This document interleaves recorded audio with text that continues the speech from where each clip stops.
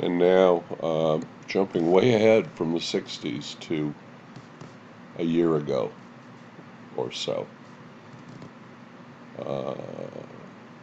Camera as witness, TV as witness.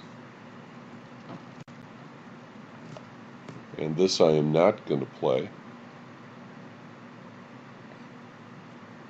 Just I think out of respect for everyone's feelings.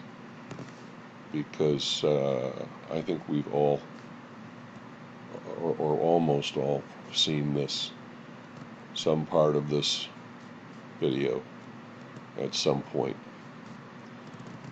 This is videotape, live tape made by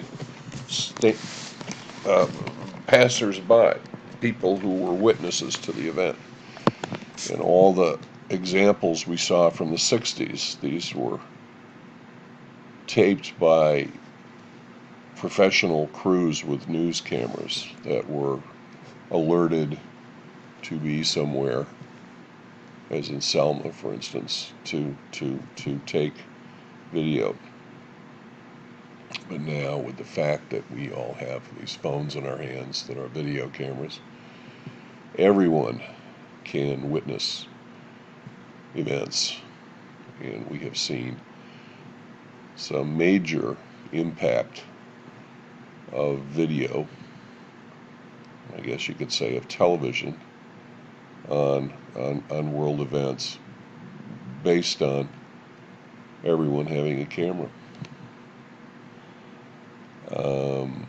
So the George Floyd was one young lady who took a lengthy video,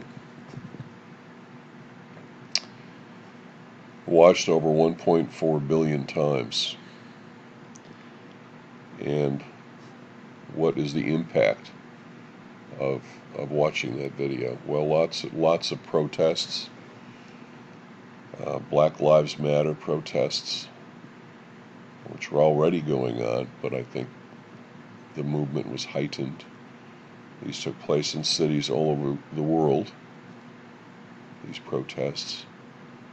And the full effect of the horror of our watching events like this have not been felt yet. I think that these feelings that were awakened or exacerbated or made stronger by watching this kind of thing,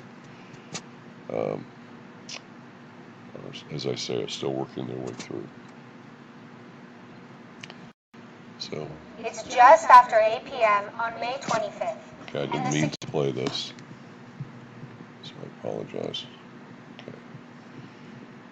So again, we saw these new Apple phones being launched with even better cameras than ever, being positioned as something you can make a home movie with, if you wish, or a professional quality almost film, just with your phone, the camera and recording device in your phone.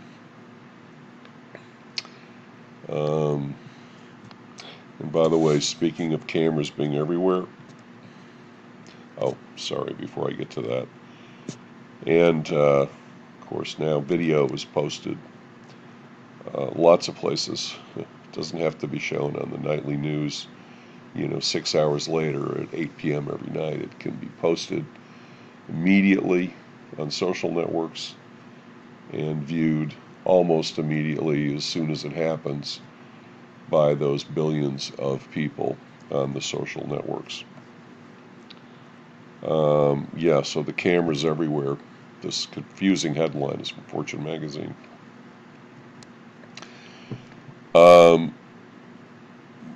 Governments are installing video cameras to be witnesses to things. So it's not just the citizens who have cameras. Governments are installing stationary cameras all over the place. More in sensitive areas, I think you could say, like airports and subways and places like that. But you take a country like China, and supposedly something like half the surveillance cameras in the world are in China. So they're really keeping an eye on things, so to speak.